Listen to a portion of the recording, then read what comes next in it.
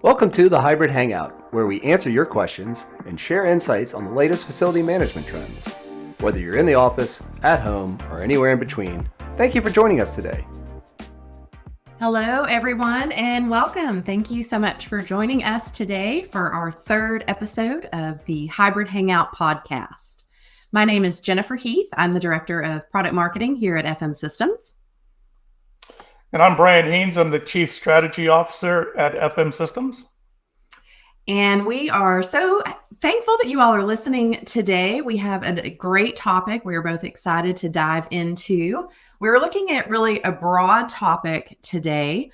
We want to look at the way hybrid work has impacted the way we think about the health and wellness of our facilities, the health and wellness of our employees, and more broadly, the health and wellness of the climate, the planet, the environment as a whole. Sustainability and wellness have really accelerated and come to the forefront since the pandemic and the shift to hybrid work, because hybrid work really creates a lot of opportunities for organizations to think differently about their sustainability goals, about their energy consumption. There are opportunities to reduce their energy consumption. It really creates a lot of different ways for organizations to be more strategic in how they pursue their sustainability goals and initiatives. So it's really an interesting time. I think it's a silver lining of the COVID-19 pandemic that so many of these issues have come to the forefront. So we're excited to dig into this today. And to start, we always like to look back a little bit and think about how things were pre-pandemic. What did these issues and topics mean to us then? How did we approach them? And then kind of compare that to what we're doing today. So when I think about pre-pandemic, 2019 and prior, building health and wellness for me was really all about LEED certifications and WELL certifications, which were excellent programs. They are excellent programs. But I think at that time, they were really considered almost a luxury that a lot of organizations just couldn't invest in. They were ideals, they were, long-term goals, but for smaller organizations in older buildings, it just wasn't attainable. It was something that you saw in new construction. Brian, do you agree? I do agree. And as you were saying, it was really focused on new construction or significant renovation and retrofit of existing fairly new buildings. Older buildings were often left out from many of those equations. Most of the technology that went in to do those certifications was sort of heavy-handed new construction types of materials, et cetera. And technology was often an afterthought. What's happened now as we move into the future and into the now, actually, is that there's a lot of technology, and we'll talk about that today, Jen, that can be used to actually bring a building forward and allow you to be able to, even if it's old building stock, frankly, allow you to be able to make that building a lot more healthy and a lot more sustainable. Definitely. I think one of the first things that comes to mind when we think about the impact of hybrid work is that we do have a reduced utilization of the facility itself. You have people coming in fewer days. Organizations have had the opportunity to maybe downsize their portfolio. Maybe they only open up certain floors on certain days. And of course, by reducing that utilization, you're able to reduce those emissions, that energy consumption. And it's a very kind of direct way. It's not necessarily that you're retrofitting an entire building, but you're able to reduce that consumption just by the nature of hybrid work. You don't have as many people coming in every day. Yeah, I completely agree. And I think of this, and I told you I was going to use a baseball story, so here you go, Jen. So back in the mid 1990s, the Oakland A's, they were told that they needed to slash their payroll. They had a new owner. They needed to bring costs down. They had a very high payroll, but they still wanted to maintain competitive. So what they did was they started using something called sabermetrics. There's a famous manager or a general manager named Billy Beane. There was a movie called Moneyball that was made after it. But essentially what they started to do was to use statistics and analysis to look for kind of players out there who were good, not great, that represented a lot of high value. And I think when I think about that story, I think about facility managers today. I don't hear any of our clients saying, wow, the organization is just throwing tons of money at us right now and we can do anything we want.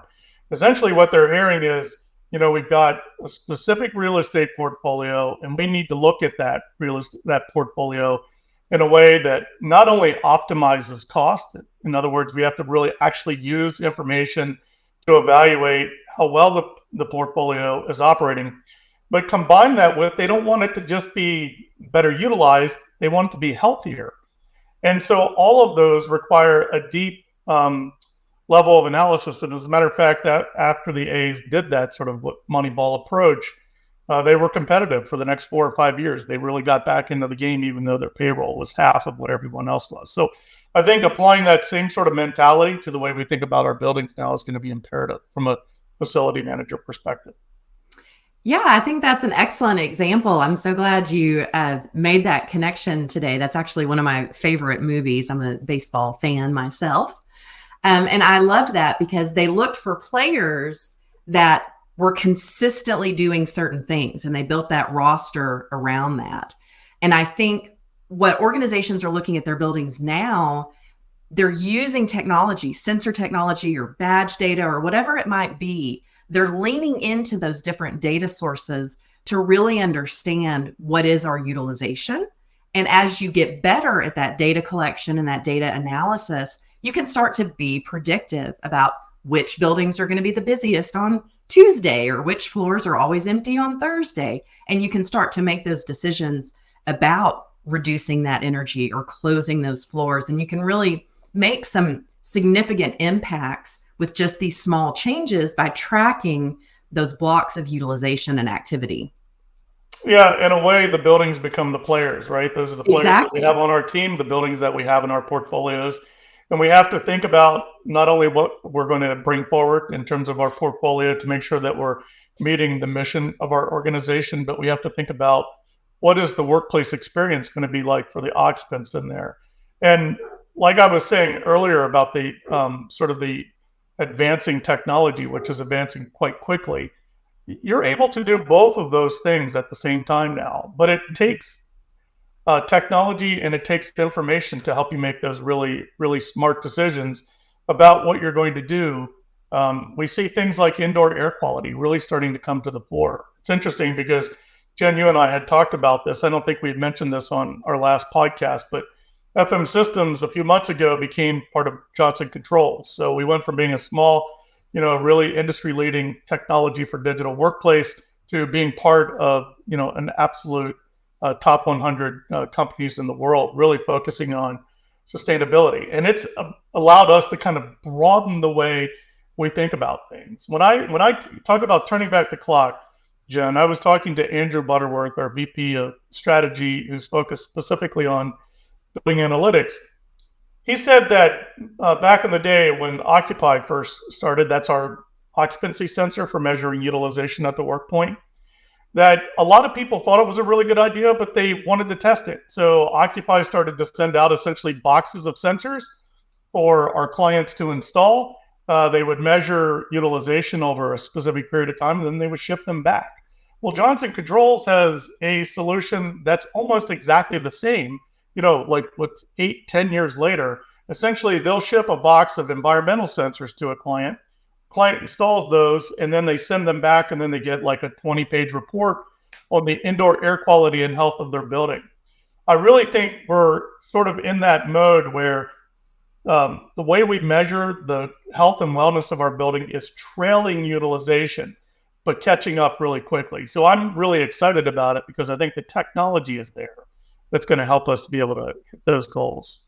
Definitely. And I agree that the focus on air quality, to me, is one of just the most important things that has come out of it, because it is something that, frankly, we always should have cared about, but it's difficult to measure the impacts of air quality. But when COVID came, it became very important to understand your humidity levels, because if your humidity is too low, that increases the spread of airborne contagion. It's not just COVID, but any cold or virus or anything that is transmissible. If you have low levels of humidity, they spread faster. So understanding humidity and tracking humidity became key to bringing people back into the office because we wanted them to feel safe. We wanted them to know that, we were taking steps and measures to protect them.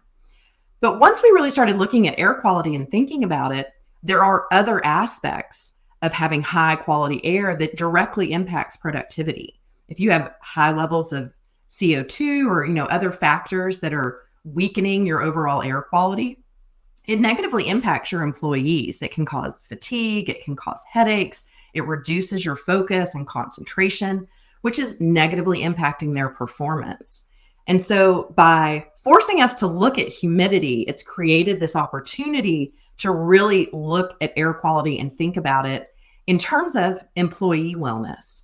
And so now we've kind of shifted from thinking about the health of the building to looking at the health of the employees and the wellness of individual employees and how that plays into our overall recruiting and retention strategies.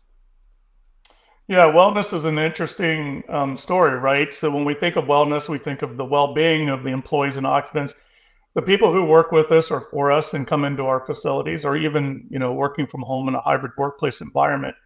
And really, wellness provides a lot of value. First of all, people tend to be at work a lot more and be absent a lot less. They tend to have more energy. And it's interesting because we could talk about this someday, not on this podcast, but I have an interesting relationship with the wellness of air and productivity because I was on a nuclear submarine for a number of years and understand what the impact is when low air quality can actually impact productivity directly. And there's been a lot of measurements. And it's not just about, moving more air through a building to sort of change the humidity levels and change, temperature levels. It's really about taking a holistic view as to where people are in the facility, where we need to target better air, where we need to target better conditions for those employees, because we're starting to kind of roll into another aspect of the well-being, and that is its sustainability from a energy utilization standpoint, the sustainability of the materials, the ability to be able to someday be able to recycle those materials so that they're not going into our ocean. It's really a holistic approach to wellness is what we're really starting to get at and talk about. Once again, it takes data. It takes data to understand how people are using facilities. If on Fridays no one's in, and we've talked about this in previous podcasts, why are all the lights on? Why are we running the HVAC system? Why are we conditioning those spaces? And really being able to be a little bit more targeted in terms of our utilization as it impacts wellness, I think is really key. I agree. Shifting gears just a little bit, another aspect of hybrid work that impacts both employee wellness and the environmental impact that we're all having is the commute.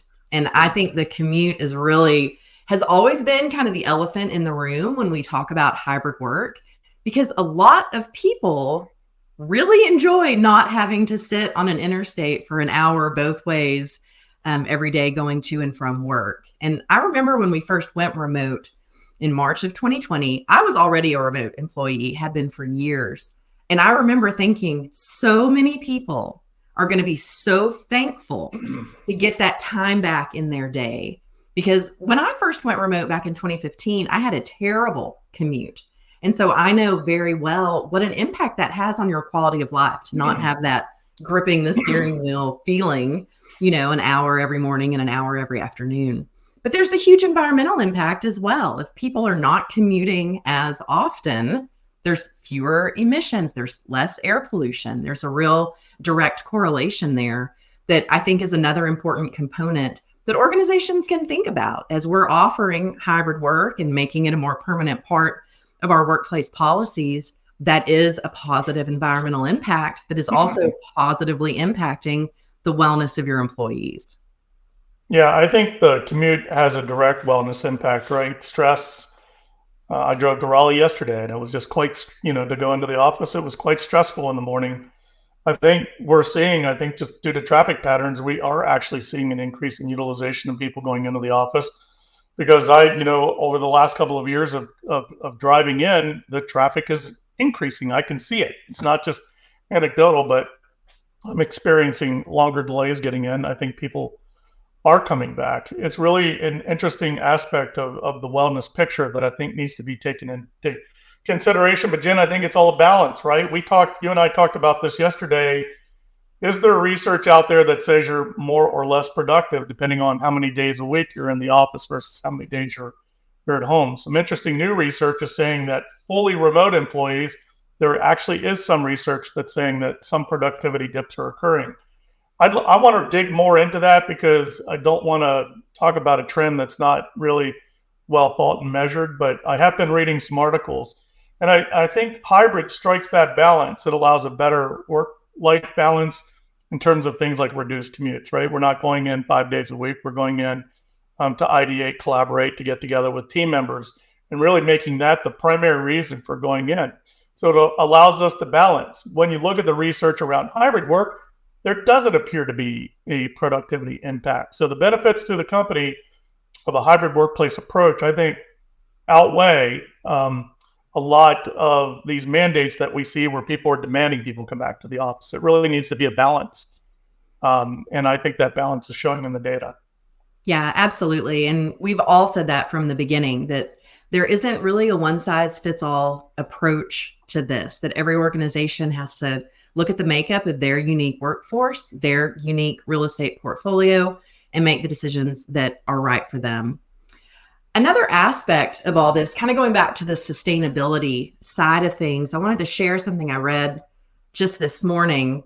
So Okta, which is an identity provider that we've worked with for many years, they just recently released a report on hybrid work talking about the emergence and the growth of ESG and the emphasis on ESG and how much that has gained traction post-pandemic. And I'm just going to read this because I think it's interesting. In the opening of their report, they say they surveyed 500 digital workplace decision makers across multiple countries in Europe.